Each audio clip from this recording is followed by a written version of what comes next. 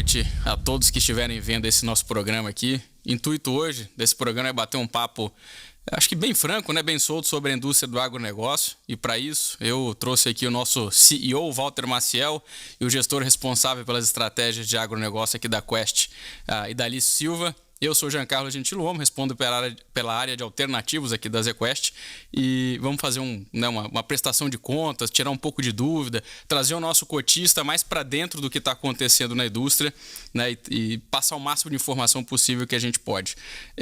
Antes da gente entrar nesse tema específico, eu vou querer passar a bola aqui para o Walter. Walter, o agronegócio está inserido num contexto um pouco maior, que é o contexto macroeconômico brasileiro, né? E a gente viu recentemente aqui as cotas sofrendo bastante no secundário. Existe alguma preocupação no que diz respeito a esse pano de fundo do ponto de vista do nosso país, porque pode impactar também o agronegócio? A gente tem um setup de variáveis aqui macroeconômicas favoráveis ou desfavoráveis ao nosso país e, consequentemente, a esse setor, que justificariam, por exemplo, o que a gente viu aqui de queda recente nos preços. Bom, primeiro, Jean, Idalicio, prazer estar com vocês aqui. Agradecer ao meu amigo Fabrício, que é o dono aqui da School of Rock de Pinheiros, por ter cedido o espaço aqui pra gente. Deu saudade lá dos antigos episódios do Stock Pickers que eram sempre gravados aqui. Eu na verdade, olho o ambiente macroeconômico brasileiro com enorme otimismo, né? E eu vou até me corrigir. No começo do ano passado, eu era chamado de otimista. Eu acho que agora as pessoas estão convergindo para essa visão. Eu acho que é uma visão, na verdade, realista, né? A gente está muito construtivo. E acho que tem aí um lado complexo de vira-latas. Nelson Rodrigues dizia isso, sei lá, 60 anos atrás, que hoje é muito presente, né?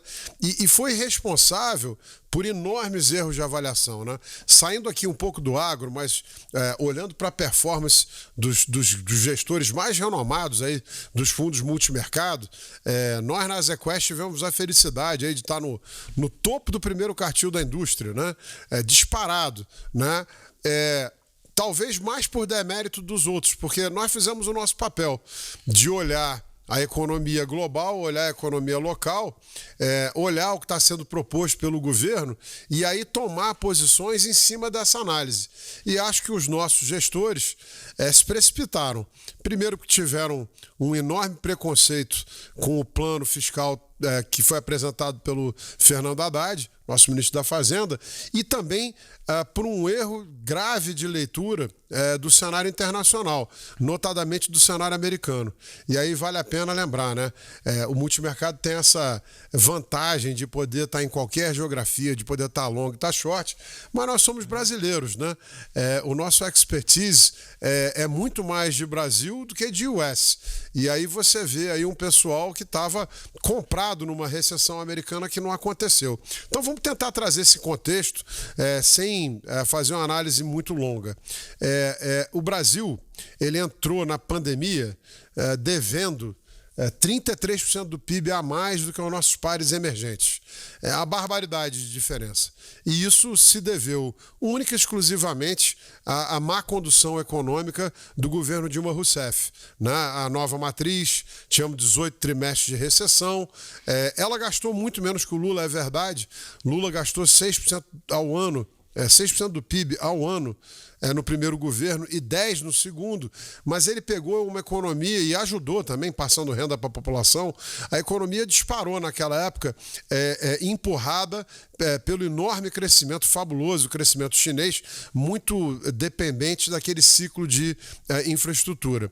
Mas Lula gastou mais, aí uma opção de governo, mas entregou para Dilma uma dívida PIB 45%. E ela deixou essa dívida próxima de 80% e em trajetória desgovernada. Nós saímos da pandemia devendo 21% mais do que nossos pares. Quer dizer, de 33% para 21%. No relativo, nós melhoramos. E isso o mundo inteiro piorou. Os Estados Unidos teve um aumento enorme de dívida, a Europa toda também, e todos os nossos pares emergentes. Só que 20% a mais ainda é muita coisa. Então, é o nosso calcanhar de Aquiles. Fazendo uma pausa para voltar para o fiscal, né, do ponto de vista monetário, o nosso Banco Central também agiu muito bem.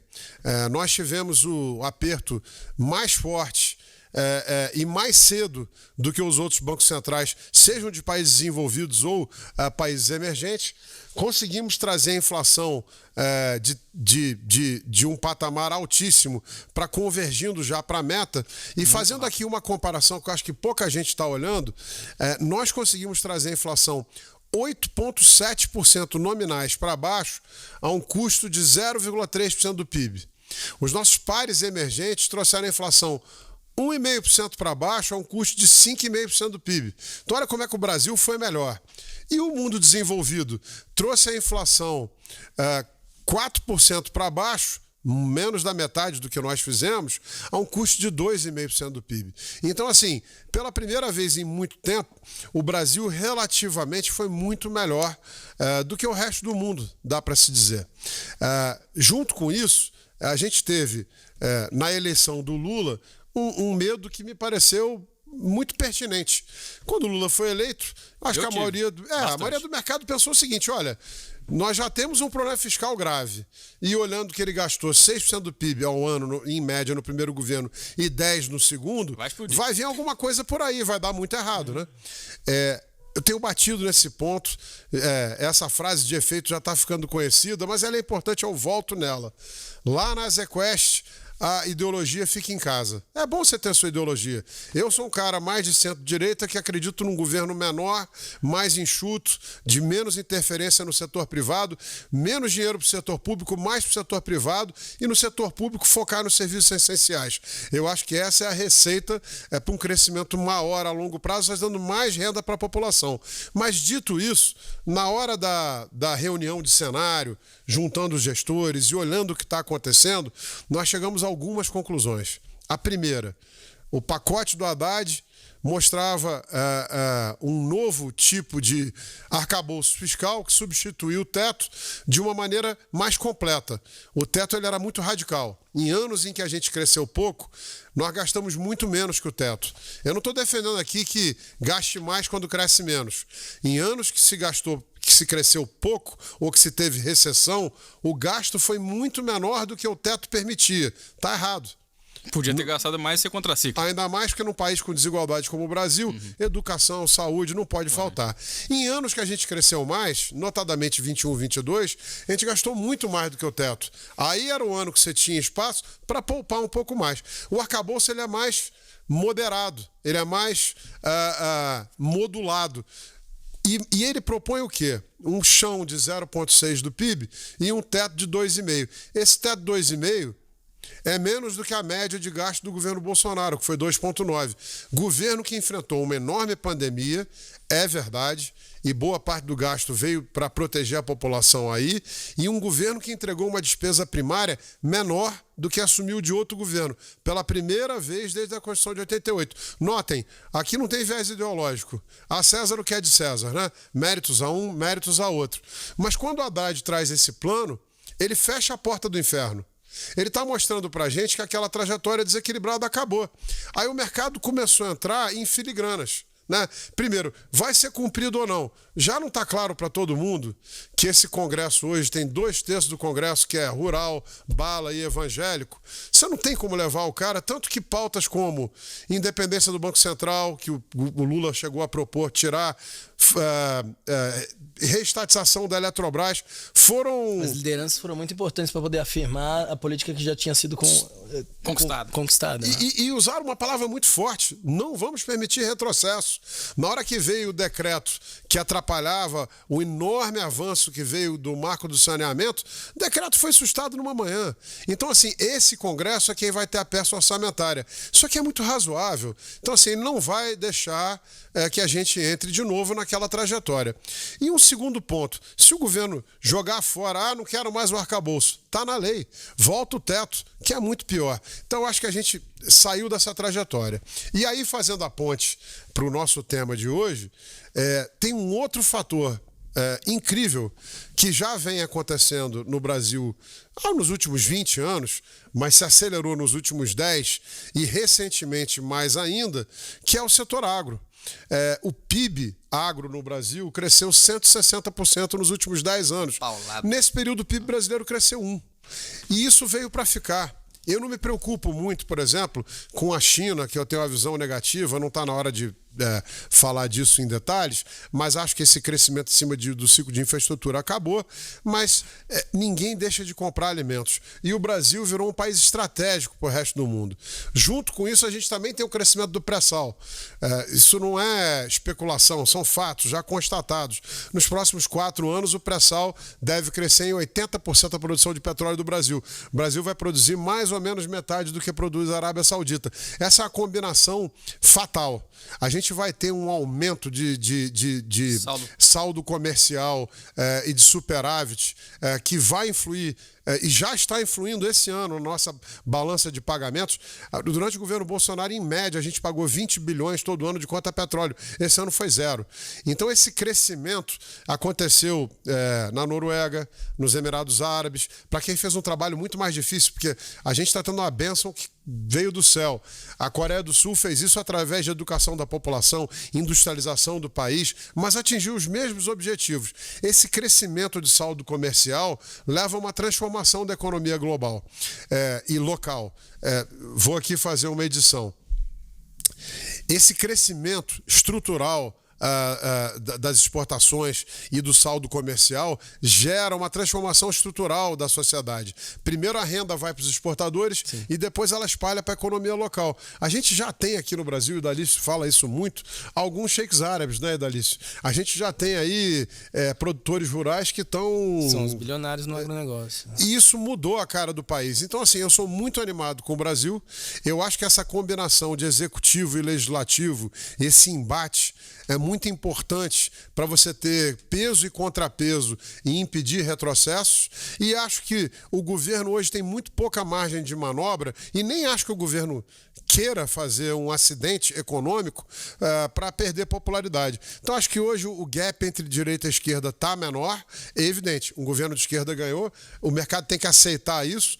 Dentro do que era possível, o quadro que a gente está vivendo eu acho que é o melhor que a gente podia imaginar. Maravilha, maravilha. Então assim, tudo que foi colocado aqui, esse arcabouço, ele acalma, ou deveria pelo menos acalmar muito o mercado financeiro, né? O mercado financeiro, ele reage muito a essas variáveis, e a gente viu isso, viu a curva de juros fechando, viu o bolsa andando, apesar de ser já agora mais pro final do ano, mas o mercado vem convergindo para essa sua tese. E esse era qual o nosso antigo? Qual o nosso antigo, aí nosso, já eu me apropriando dele. Mas então o arcabouço é regulatório, né? O diapasão entre esquerda e direita, tudo fazendo como se fosse um pano de fundo muito mais confortável aqui para o nosso desenvolvimento, não justificaria essa versão a risco toda, principalmente que a gente está vendo aqui no comportamento das cotas dos FIAGROS. Aí agora entrando no micro do negócio, e Dalício, o que justificaria então esse movimento que a gente viu? O que você acha que está passando aqui, né, no imaginário do nosso cotista? Se tem algum fundamento, tem alguns desafios, o que aconteceu? Teve El Niño, a gente teve algum impacto de safra? O que está pegando no agronegócio que gera algum receio? E se você puder explorar um pouco melhor isso está fundamentado ou não? Tá, então eu acho que o primeiro passo aqui, Jean, eu acho que faz sentido explicar um pouquinho que é um produto novo, é um produto que tem 2 anos de vida. Ele nasceu no segundo semestre de 2021, Fiagro nasceu no segundo semestre de 2021, e de lá, de 2021 para agora, então vamos considerar 2 anos, o mercado levantou 13,5 bi, quase 14 bi de real. Então é um volume expressivo, tá? Então, mas é uma janela muito curta para o agronegócio. O agronegócio é feito de ciclo. Então a gente tem num ciclo mais longo, e a gente já assistiu isso no passado, porque lá atrás o CRA nasceu a reboque do CRI. Então ele veio na mesma onda depois do CRI e tudo isso, e ele ganhou muito impulso quando o mercado de CRI começou a desacelerar e o mercado de CRA começou a acelerar. Então a gente assiste a mesma coisa aqui agora, né? E eu acho que olhando uma janela mais longa, algumas pessoas não tiveram chance de perceber alguns eventos dentro do agronegócio. Então, El Niño não é um tema novo. Ele acontece de tempo em tempo, tem registro desde 1890 do El Niño. Caramba. Então, isso é registro científico de que muda a temperatura do Oceano Pacífico, e isso afeta a corrente de ar e, por consequência, a temperatura atmosférica. Então, e a gente tem até um estudo bastante interessante, é legal, que eu vou comentar daqui a pouco, de que a gente foi estudar o efeito do El Niño e do Laninha no agro brasileiro, nas diferentes regiões do agronegócio, para poder ver se tinha efeito mesmo, tinha causa prática ou não. Então, guarda essa parte aqui que eu vou contar daqui a pouco. Mas então, voltando para essa parte, dada essa janela mais curta, eu acho que tem uma combinação de 2 fatores. Primeiro, a pessoa física, ela está olhando, está assistindo a Selic cair, porque o Banco Central tem cortado juros aqui, e aí tem um receio de que o rendimento vai diminuir, ponto 1. Combinado a isso, tem uma expectativa de que a curva pode voltar a cair, então ele está preferindo os papéis que tenham risco de curva. Então esse é uma das coisas que a gente está assistindo, é um fluxo talvez de um mercado para o outro. Esse trade aí, assim, até pela experiência que eu tenho, ele acaba acontecendo, na minha opinião, um pouco depois do movimento de dividendo caindo. Eu acho que talvez essa troca ainda não esteja tão veemente, mas eu acho que o pessoal já pode estar começando a ficar de olho. Mas a verdade é que os dividendos ainda não refletiram muito isso, né? Se a gente for ver os de inflação, os CRIs de inflação, por exemplo, eles ainda não estão refletindo tanto isso para justificar talvez essa troca. Será que não tem um pouco mais de receio, de medo? Tem, você acha que tem. Acho que tem, que é o segundo ponto que eu ia colocar, mas só para poder pontuar ainda o destaque do primeiro ponto que eu acho legal, assim, a gente pegou esse movimento de curva de juros aí na curva pré. Tá? Então a gente tomou posição no movimento da curva pré-curta, tanto durante o ano de 2023, pegando o corte de juros de 2023. E aqui vale lembrar que no começo do ano de 2023 a curva chegou para ficar alta, tá? Sim, então, lembro. Então a gente teve alta e aqui foi um movimento gostoso, que quem opera juros vai ver. A gente pegou 145 pontos de quando a gente começou a dar pela primeira vez o juro da parte curta até agora no mercado. E a gente rolou a posição para o ano que vem.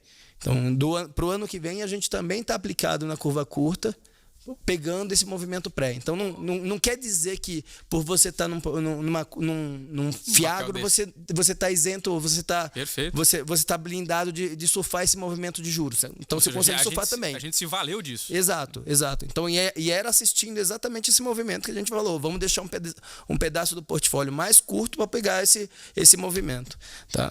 E o segundo, eu acho que assim, tem saído bastante notícia de defaults mesmo, né? de empresas que não estão pagando, alguns produtores que estão pedindo RJ.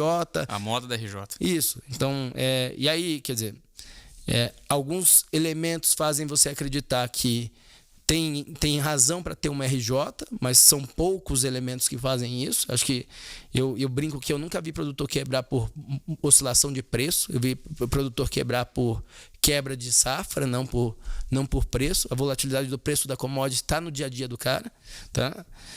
E os mais espertos já travam muito desses preços, então eles já estão bastante profissionais nesse processo, né? Mas tem aí alguns movimentos de gente que já tem até algum histórico de não pagamento. E aí vou trazer um pouquinho de 2 dedinhos de experiência, tá? Eu faço agro desde 2012. Então, de 2012 para cá, eu vi o mercado de commodities desacelerar. Isso aconteceu entre mais ou menos 2012 e 2014.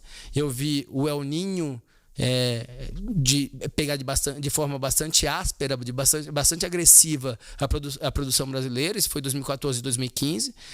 Vi pegar mais soft de 2016 e 2017. Vi o mercado vir com crabentures e, no final das contas, o mercado corporativo surfar a onda do produto isento aí dentro da cadeia do agronegócio. E aí, para poder ver como o mercado conseguiu ser bastante criativo dentro do agronegócio. Então, dos trades mais óbvios, como uma usina de açúcar e álcool, até os mais complexos, como, por exemplo, a gente, em algum momento, empacotou um CRA de Burger King e colocou isso dentro da cadeia do agronegócio, né? Hoje tem CRA do Madeiro, né? Então, e aí tem vários outros CRAs. Hoje a gente olha até para o setor de um jeito que, como a gente consegue trazer a participação do setor sem o risco de clima, sem o risco de commodity. Essa é a preferência que a gente tem hoje para poder fazer a alocação. E aí, o que a gente viu na indústria, assim, o que apareceu de RJ, né, e de problemas ali dentro dos fiagros, eles foram até mais direcionados por produtores, você me corrija se eu estiver errado, não é nem tanto... A gente não viu tanta coisa de produtor de soja, né, o grande produtor de soja, ou aquele grande produtor de commodity, de soft commodities ali, mas teve um pouco mais de proteína, né? Isso eu acho que pegou mais. Teve proteína, verdade, assim, e aí teve... o mercado de proteína estava um mercado bastante difícil, a gente trouxe, a gente tenta fazer isso até no mercado, de trazer informação do setor para quem investe no nosso fundo ganhar mais conhecimento. Então a gente trouxe uma visão sobre o setor de proteína em fevereiro desse ano. O setor não está bom, não vale a pena entrar, é melhor ficar de fora, está arriscado, a compressão de margem é muito grande, não tem nada muito interessante para poder fazer aqui. A gente ficou fora. Né? Mas também teve produtor. Né? E curiosamente, alguns dos produtores que não estão pagando agora, eu já financiei lá atrás. Então, eu já conhecia o histórico dele lá de trás. Então, é um negócio que, assim, já tive caso até... Assim, a experiência ajuda, né? Ajuda, né? E alguns casos a gente conhece até pelo nome.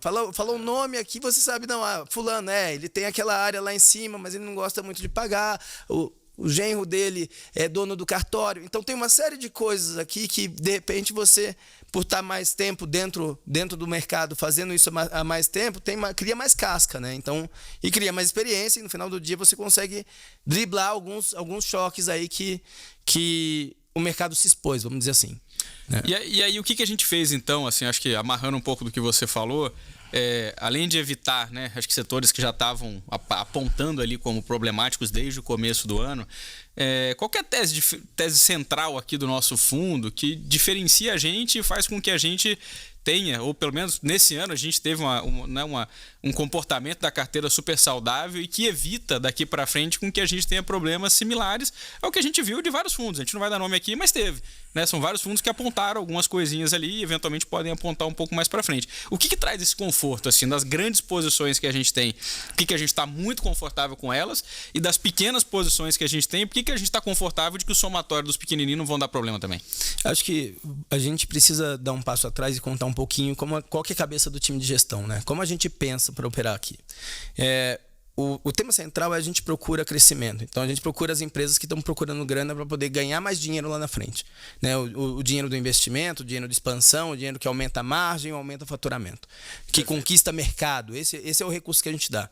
A gente não gosta de dar dinheiro para quem vai pagar a conta hoje e vai vender o almoço hoje e comprar o jantar amanhã. Não é essa a tese do nosso fundo. Tá? Então, a gente está procurando setores que têm crescimento. Então, a gente faz essa análise de setores que têm crescimento, entende quais são os drivers que vão fazer aumentar, acelerar e trazer a tese de acordo com o que a gente do que a gente ensaiou. E esse é um ponto. Né? E depois disso, a gente trabalha como se fosse um private equity. Assim, eu fui muito feliz esse ano, que eu tive uma viagem com o Walter alguns meses atrás, e aí ele recebeu um prêmio pela ZQuest ali, que ela criou uma iniciativa de private markets, que é fazer desenvolvimento de ativos nos mercados privados e num conceito bem amplo. Tá? E a gente acredita que o jeito mais inteligente de operar agro hoje é desenvolver produtos de private markets, produtos de mercado privado, que começa com um crédito e que pode evoluir para o equity em algum tempo. Vou dar 2 exemplos de coisas que a gente acredita assim, que funciona muito bem. Tá? A gente financiou esse ano uma empresa que precisava de um recurso e era um volume grande e representou um percentual grande da nossa carteira. Do total que a gente administra, representou 8%. Tá? E que era um ponte para poder ter um aporte de equity. Tá? Então, uma janela de 6 meses. O aporte de equity está acontecendo, a gente está recebendo o nosso recurso e foi um golaço enxergar essa operação. A gente conseguiu trabalhar no que seria uns 2% acima do preço de mercado para esse tipo de crédito. E setor totalmente descorrelacionado, né? Um setor descorrelacionado. Uma empresa com receita recorrente dentro do agronegócio. E chamar aqui a atenção para um ponto, né? Acho que depois merece a gente falar um pouco de como a gente criou toda a estrutura de ativos alternativos e cada célula de gestão seguindo essa mesma filosofia. Buscar olhar para o que já aconteceu no mercado e fazer melhor. Olhar para os erros que aconteceram no mercado e tentar não repeti-los, né? Eu acho que esse é um diferencial muito grande. O Idalício acabou de mencionar uma posição grande que a gente tem na carteira, 8%. É uma característica dos produtos da Azequest, seja agro, infraestrutura, ter uma diversificação de carteira muito maior do que a dos nossos concorrentes. Para quê? Para evitar que um erro de avaliação ou algo não previsto no cenário possa ter um impacto muito grande na sua carteira. O que a gente viu, e o Jean já mencionou, não vamos falar aqui não seria nem ético, né, dos nossos concorrentes ou competição, mas muita gente esse ano fazendo alguns erros já até grosseiros, que eram perfeitamente evitáveis. O que não pode é o investidor final misturar laranja com banana. Não é porque um cara fez um erro grosseiro que todos farão, né? Nós aqui tomamos um cuidado monumental para não ter nenhum tipo de acidente e te entregar uma experiência boa, né, no investimento. E que é o que a gente tem feito desde o início, né, Idalício? É isso. Eu acho que pegando o gancho do que você falou, hoje, dentro do fundo listado que a gente tem, o Azequest Soli, nossa maior posição tem 10%. E por que ela tem 10%? Porque a gente tem, além de ter uma convicção muito grande sobre o setor e o ativo, a gente tem uma proximidade muito grande dos sócios e de todo o management da empresa. Tá? Então, eu tenho o WhatsApp e eu falo mensalmente com o dono da empresa, com a estratégia que está fazendo. A gente estava vindo para cá e acabei de receber a notícia que o governo mudou a mistura do biodiesel no diesel, passando de 12 para 14, que era um negócio que a gente apostou em 2021. Falou, vai passar para 12 em algum momento, mas até 2025 a gente chega em 15%. Então, a gente está virando 2024 com 14% e isso tem um salto de 50% na demanda de biodiesel. Maravilha. Você tem call embutido, né? Isso, então posição. A gente tava... Não é simplesmente uma postura de eu empresto dinheiro para quem precisa de dinheiro. Não, eu invisto. Eu tenho tese. Exatamente. Então, a gente estudou o mercado, entendeu a força e o apelo que o mercado tinha, por que reduziu de 12%, de 13% para 10% e por que ia voltar para o 15%. Né? Então, até um pouco da passagem que a gente teve no governo, ensinou a gente a ler os sinais de que qual que é a chance de determinado evento acontecer com mais próximo ou mais distante. Então, esse é um tema muito, muito valioso para a gente. Então, uma outra posição que a gente tem dentro dos fundos que também é relevante é uma de crédito de carbono. E o mercado de crédito de carbono está em ebulição, está esquentando bastante, crescendo bastante. E a gente tem um ativo que eu acho espetacular, tá? Tanto do nível de composição de garantia, porque a gente tem um conforto de garantia de 3-1, então para cada R$1 a gente tem R$3 de fazenda em garantia, mas muito mais que isso, que a gente tem crédito de carbono, tem influência e gestão da empresa, a gente todo endividamento que a empresa precisa ter, ela precisa da nossa anuência para poder fazer isso. Mas assim, tem um mercado em ebulição e a gente pega para poder ajudar o empresário. Então esse empresário, por exemplo, que está fazendo esse mercado e está desenvolvendo esse mercado, é um cara que não fala inglês. Tá? Tipo, é agro raiz, assim, né? não fala inglês. E aí, a Singapura desenvolveu uma bolsa de crédito de carbono. Então a gente peguei o telefone lá, chamei o cara da bolsa de Singapura e estava falando com ele, porque a gente tinha um volume expressivo de crédito de carbono para poder negociar naquela bolsa, que ia dar atração para a bolsa, e que a gente estava, de verdade, resolvendo um problema que ia melhorar a vida do produtor, ia melhorar a vida do nosso ativo. Por acaso ativava um kicker que a gente tinha colocado dentro da operação, então a gente também está incentivado para poder fazer isso de um jeito que traz resultado para a gente também. Então o trabalho tem recompensa, ele vale a pena. Perfeito. Mas que, assim, envolve pôr a mão na massa. Então, nos casos que a gente tem uma concentração maior, tem uma razão para ela existir, tem uma proximidade da gestão para poder fazer isso e tem um desenvolvimento de coisas para poder fazer no futuro. Vou dar o último exemplo que acho que é bem legal. A gente investiu numa empresa de laticínio em 2021. Tá? E foi um deal pequeno, um deal de 50 milhões que a gente ficou com metade do deal, dividiu com alguém. Tá? Mas a ideia era melhorar a governança dessa empresa. A gente já tinha feito vários modelos para poder fazer isso, a empresa já estava preparada para poder ter essa injeção de governança e que ia crescer no tempo. A gente vai tirar o rating dela entre 2023 e 2024, era essa a proposta. Tá?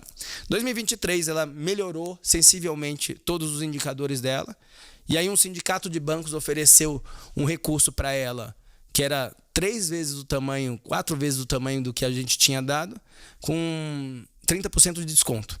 Né? Então, com um spread de 30% mais baixo do que a gente tinha colocado. E, obviamente, ela pegou aquele recurso, desenhou e continuou desenvolvendo a estratégia dela.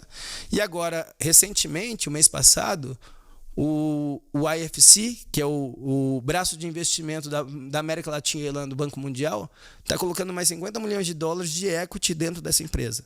Então, o perfil de risco do investimento já mudou completamente. Então, como a gente desenvolve mercado privado, private market, dentro do agronegócio? A gente começa com crédito e vai preparando a empresa para poder ter eventos de equity ao longo do tempo. Que hoje o mercado está surfando. De repente, lá na frente, a gente pode fazer um produto desse que vai surfar também. Então, tem muita coisa interessante para poder fazer dentro do agronegócio que você precisa conhecer e controlar bem.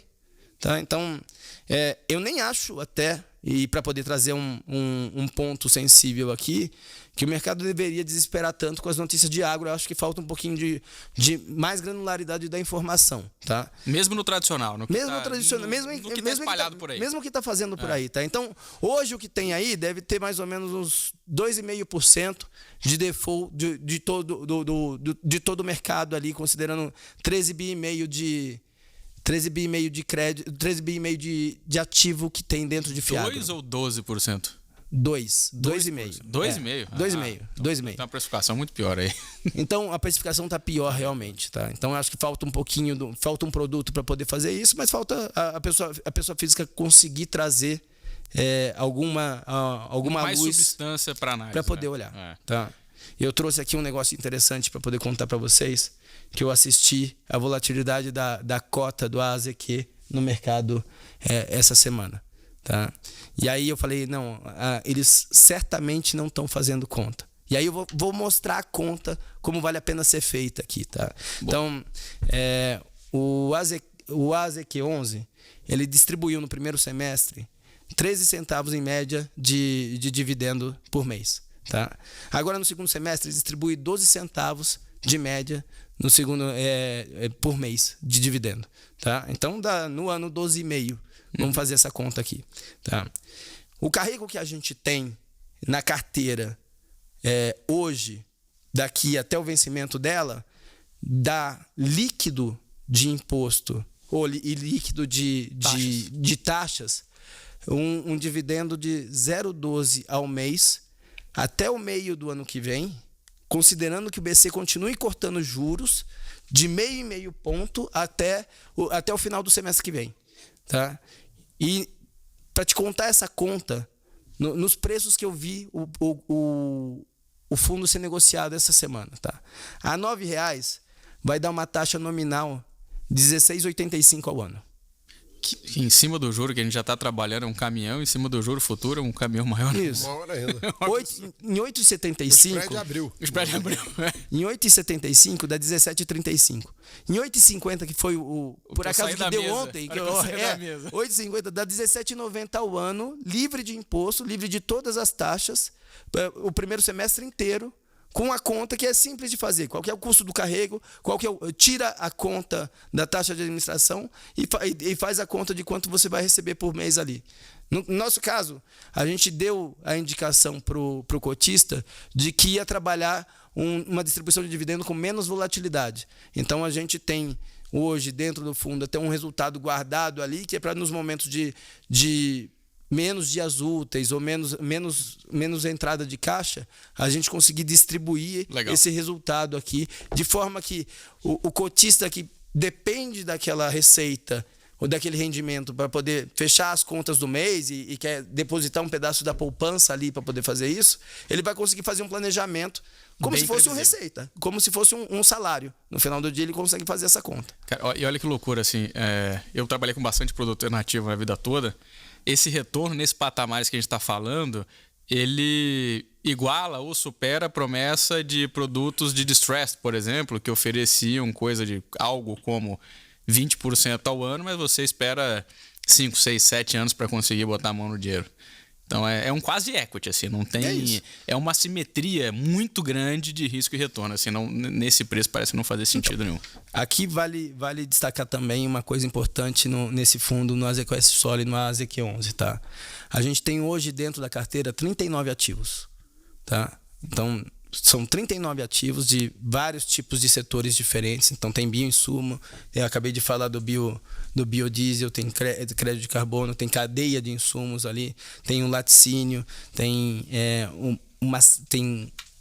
crédito pulverizado, tem madeira, né? Financiamento de floresta aqui, que é para poder fazer realmente desenvolvimento de imóveis, esse tipo de coisa. Tem vinho, tem fertilizante, tem uma série. A gente tá na cadeia toda, mas assim, você não tem risco de produtor rural, de verdade. E entre eles, todos muito descorrelacionados, né? Essa eu acho que é a mágica e a beleza de ter um produto e ter uma capacidade de um gestor que consegue originar bastante ativo. Tá? Então, nesse ano, a gente olhou mais de 400 empresas, mais de 400 deals. Tá? Então, só que a gente manteve uma crítica muito alta. Então, ao longo do ano todo, a gente alocou mais de 500 milhões, mas esse processo foi bem árduo, porque quando o mercado deu uma sacudida, a gente levantou a régua e falou, cara, agora precisa passar daqui. Quem tremeu na base agora já vai ficar para a gente olhar e acompanhar mais um ano. Então, esse foi um pouco da estratégia que a gente fez aqui. E eu acho que, corroborando o que o Walter falou, assim, a gente tem dentro do fundo uma estratégia bastante diversificada, tanto em setor quanto em número de ativos, e nos casos que a gente tem uma concentração maior, tem uma razão para essa concentração maior existir, que é um controle muito grande do ativo e do management como um todo, está bem próximo deles para poder ajudar eles nesse processo de crescimento e surfar alguma coisa lá na frente quando a gente assistir o sucesso dessa operação. E o resultado disso está sendo isso, é dividendo constante. A gente não viu grande variação, né, da distribuição. Não, nenhum susto, nenhum papel. Susto. O CDI caiu, a gente segurou. Exato. A gente vem pagando direitinho. Eu acho que essas posições maiores, elas estão se pagando, né? Então, esse call embutido, essa tese embutida, esse trabalho mais árduo, mais próximo, está dando resultado. E isso nos distancia muito do que está sendo feito na indústria como um todo. E eu acho que o que aconteceu foi que o Walter comentou, a gente foi colocado no mesmo cesto. Exato, mesmo balaio. Mesmo balaio, né? E tem muito fundo que e isso não é uma crítica direta, mas uma constatação, que é um fundo de gestão de portfólio, gestão de diversificação de risco, estatístico, é um gestor de crédito privado que faz gestão de infra, de agro, de real estate, ele trabalha crédito privado como um todo. É diferente da especialidade, né, do conhecimento técnico e da forma de fazer negócio que a gente aplicou aqui, e é isso que diferencia a gente, é por isso que o nosso resultado está sendo, em termos do que a gente consegue controlar, que é a distribuição, que é a marcação da carteira, muito vantajoso, uma experiência muito boa, mas o secundário eu acho que está tendo um pouco de confusão aqui de colocarem a gente junto com outros fundos que acabaram tendo notícias aqui um pouco desagradáveis. E um pouco, né, o nosso fundo tem fugido, né, desde o início das teses mais tradicionais aí dos fiagros, né? Você vê muita gente dando dinheiro a pequeno produtor, a gente sabe que é um setor que tem menos governança, você corre um risco maior de crédito, teve muita gente também fazendo fundos de tese de terra, que é uma tese que é interessante, mas tem momentos e momentos. Eu que não sou um especialista do setor, mas tenho a vantagem de ter o gestor aqui sempre próximo e aprender com ele, depois de um momento de elevação de preço de terra por quase uma década, né? Chega uma hora que satura, né? Nem o próprio produtor, que sempre, né, diferente de infraestrutura, por exemplo, que o cara quer fazer um projeto, ganhar dinheiro, passar para frente e fazer outro. O produtor rural, natural, ele tem uma vocação de vida, né? Então, quando ele tem aquele... mais terra. Exato. Ganhou, teve uma super safra, faturou mais, reinveste em terra. Você vê que ele parou um pouco. Nós fugimos desse lugar comum, assim como nós fugimos também de ter uma exposição muito grande para a soja, né? E eu acho que essa diferenciação ela acaba ao longo do tempo denunciando, né, expondo os bons dos gestores, né, e diferenciando eles daqueles que não fazem nada diferente, né, e não tomam esse cuidado. E aí quando você vê a reação de mercado, é natural. O investidor final não conhece exatamente as teses que estão ali expostas, né? O que a gente faz aqui é um convite para que ele venha entender e que tenha o sentimento de oportunidade, porque isso tudo está um pouco misturado. A gente falou agora há pouco de juros, né? A gente viu o Banco Central brasileiro fazendo um trabalho excepcional. A gente vê o IPCA para ano que vem, e esse é um perigo, um outro perigo. Nós tomamos um cuidado de todos os nossos fundos alternativos lastreados ou swapados para CDI. A gente não está em IPCA mais, a gente está em CDI mais. No ano que vem, mesmo com a queda de juros contratada, você deve ter um CDI médio ao longo do ano, não interessa onde ele vai terminar. Da onde ele começa para onde ele termina, de 2 dígitos ainda, né? Enquanto você pode ter um IPCA aí de 3% ou menos. Então, uma pancada para quem está em IPCA. É muito melhor estar em CDI mais. Mas, além disso tudo, a gente tem uns juros caindo, com a economia brasileira ano que vem crescendo. Então não estão caindo por uma recessão ou porque teve um acidente em algum lugar, uma crise financeira. Pelo contrário. E a última peça do quebra-cabeça foi elucidada na semana passada, quando na quarta-feira o Powell, finalmente o Fed, deu o sinal de que acredita que o ciclo de elevação dos juros americanos terminou e que ano que vem a gente não só não vai ter um aperto ainda maior, mas a gente vai começar a ver um afrouxamento de juros. Eu tenho mais de 30 anos de carreira. Eu nunca vi essa combinação não levar a uma elevação dos ativos de risco. E um fundo listado se comporta igual a uma ação. Ele é um ativo de risco. Então a gente está olhando hoje para uma perspectiva do juro brasileiro vir de 13,75 para algo entre 8% e 9%. É um ciclo muito forte, tendo dentro da nossa carteira teses que são alongadas a um dividendo extremamente alto. Então, assim, o investidor final tem que tomar a oportunidade, né? Ele tem que aproveitar essa oportunidade e colocar o dinheiro dele agora, porque se ele for esperar para o ano que vem, né? Esperar para o meio do ano que vem, eu acho que esses preços todos já vão ter, tanto bolsa quanto fundos de boa qualidade, já vão estar sendo negociados a outro valor. É isso, acho que em suma o Brasil vai bem, o setor do agronegócio não vai mal do jeito que o pessoal precificou e o nosso fundo vai bem demais em virtude de tudo que foi dito aqui, né? Acho que esse número dos 17% praticamente, aí, se considerar o preço da tela que a gente viu quando estava gravando aqui esse episódio, chama muita atenção. E acho que todos os diferenciais aqui, mitigantes de risco, diferenciais na forma de atuação e gestão e escolha dos papéis que a gente coloca nessa carteira estão se mostrando muito proveitosos. E aí, para mim, isso aí só se resume numa grande oportunidade de investimento. Eu vou fazer um paralelo aqui, né? No começo do ano, a gente teve uma das maiores fraudes da história do mercado financeiro brasileiro, lojas americanas, e a gente teve também, e lamento que as duas têm até um acionista importante em comum, mas a gente teve também uma empresa, a Light, tentando driblar lá a legislação, né, de concessão pública no Brasil. E essas duas empresas criaram um grande tumulto no mercado, e o investidor também não soube diferenciar aqueles gestores mais cuidadosos dos menos. Tinha gente muito exposta e tinha gente que tinha pouca posição. O investidor ficou com medo, entrou em pânico e começou a imaginar que tinha uma crise generalizada de crédito no Brasil. A gente chega ao final do ano com os fundos todos e os preços dos ativos todos se recuperando, o prêmio já fechou bastante, ainda está acima do que estava antes desses dois escândalos, mas já fechou bastante. E quem perdeu? O cara que saiu e que não teve uma visão mais racional da coisa, né? E o que a gente vê agora é que as empresas brasileiras estão bem, estão saudáveis. O PIB brasileiro, que se estimava entre 0,5% esse ano, e a gente dizia que a gente não acreditava nisso. O mercado já está hoje, final do ano tem que acertar em algum momento. Né? Já está acima de 2,5%. O PIB para o ano que vem, eu acho que vai surpreender mais uma vez algo em torno de 2%. E agora um ciclo de enorme redução dos juros, o que fortalece, né, a posição de caixa, né, das empresas. Então reduz qualquer risco de endividamento. Hoje, quando eu olho para o que aconteceu no mercado de crédito privado high grade, né, tem um paralelo muito grande com os fundos de boa qualidade em segmentos alternativos, especialmente no agro, né, onde eu acho que os rumores, né, de doença, de fraqueza, são infundados. Né? Então, eu acho que a gente tem aí uma convicção muito grande de que o setor vai muito bem. Eu acho que você foi bem feliz quando você falou isso. E de que a gente está fazendo um bom trabalho.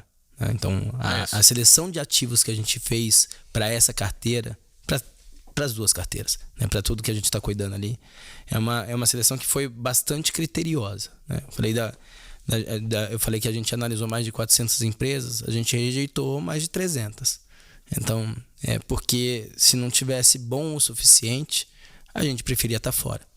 Então, aqui tem uma mensagem clara para poder falar, cara, vem conhecer os ativos e os produtos que a gente está desenvolvendo, porque tem coisa muito boa aqui que você deve estar deixando a oportunidade de passar. É isso. Acho que o paralelo do Walter aqui com o caso de crédito privado, Americanas e Light foi muito feliz também, né? Aqui naquela época teve um super contágio e acho que é o que está acontecendo agora. Então, em cima de casos... E o contágio que depois de no final do ano foi puramente psicológico. É isso. Finanças comportamentais típicas assim como valendo. O investidor nosso, sem nenhum tipo de menosprezo, gosta de comprar a bolsa para cima e não para baixo. É o único cara do mundo que prefere comprar um negócio caro do que barato.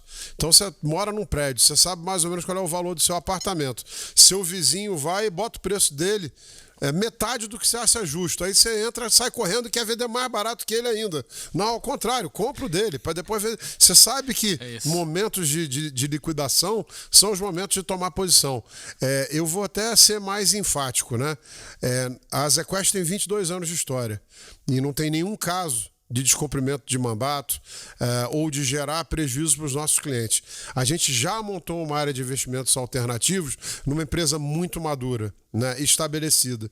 Então, o cuidado na seleção dos capitães de cada área, na seleção da equipe e depois na concepção do produto foi um cuidado imenso de quem tem muito a perder. E nós temos, né, a nossa reputação e o nosso negócio. Então, assim, quando a gente olha que o dividendo médio no primeiro semestre foi de 13 centavos, o dividendo médio no segundo semestre foi de 12. A gente não pode, não só por legislação, mas por uma questão de coerência, prometer resultados futuros. Mas olhando que é a mesma equipe, olhando que são as mesmas teses, olhando que a carteira não mudou. Dá para ver no carrego da carteira, né? Se você fizer uma conta com o carrego da carteira, você vai chegar na conclusão de que tem 12 centavos para poder receber ali. Tem uma tendência de manutenção de rentabilidade do produto. Só que aí tem uma outra oportunidade. O papel está sendo negociado hoje na Bolsa por esses medos de fantasmas que não existem a 8,5. Então você tem que olhar o seguinte, bom, se hoje existe esse carrego que o Dalice está falando é ao par. Quer dizer, é relativo a R$10. A 8,5, Dalice, me corrija aqui. Nós estamos vendo uma rentabilidade, porque o produto é isento, então isenta de impostos, de mais de 17% ao ano, é isso? É isso. Então, qual que é o seu número? Se você considerar o que seria um produto com imposto, né? Que a gente chama de gross-up. Então, é um produto de 200% do CDI, pelo menos. Então, é uma baita oportunidade, não tem o que falar. Então, assim, tem uma oportunidade na mesa e tem, eu acho que, um desenho de que a gente vai conseguir diferenciar numa janela curta do restante do mercado, pelo menos para o mercado conseguir escolher bem o que vai derrubar, o que não vai, porque tem coisa boa que tá caindo agora sem razão. E se você hoje faz essa conta, que não é uma conta minha, é uma projeção consensual do mercado, né? Focus, de que ano que vem a inflação vai ser de 3%, nós estamos falando de inflação mais 14% ao ano isento. Quer dizer, é uma oportunidade única de algo que é diversificação de carteira, porque você não está em bolsa, não está em multimercados, você está num outro setor, compõe muito bem o teu portfólio, com dividendo mensal, né? E rendimento isento. Eu acho que é bater em moço. Acho que a gente termina com essa por aqui. Acho que ficou muito claro, né, o diferencial que a gente apresentou, e acho que talvez esse movimento infundado, né, que a gente está vendo aqui nas cotas do secundário, a gente queria deixar aqui o estímulo para quem estiver ouvindo aqui nesse nosso bate-papo, para analisar, tomar conhecimento aqui da nossa carteira, ler os relatórios. É isso. Pegando o gancho aqui, tá, Jean, que é importante. Nossos relatórios, todo mês, a gente traz um dos créditos numa análise bem detalhada do que fez a gente alocar dentro daquele ativo. Tá? Então, para todos os casos, principais casos, os casos que tem mais concentração, tem uma explicação bastante detalhada de qual que foi a tese, o que a gente achou de valor ali, por que está valendo a pena ali, qual que é a robustez de cada garantia e por que vale a pena seguir naquela alocação. Tá? Maravilha. É isso, pessoal. Eu primeiro queria agradecer a presença de vocês dois aqui, agradecer a todo mundo que estiver nos ouvindo e espero fazer isso aqui de forma mais recorrente. A ideia era mostrar um pouco da cozinha e eu acho que a gente tem muita coisa boa da nossa cozinha para mostrar. Tenho muito orgulho do que a gente construiu e muito, muito animado com o que a gente vai viver lá frente. Convido aqui o investidor a ser racional, tomar a oportunidade. Tem uma oportunidade na mesa. Captura. No final você vai ficar feliz. É isso. Obrigado.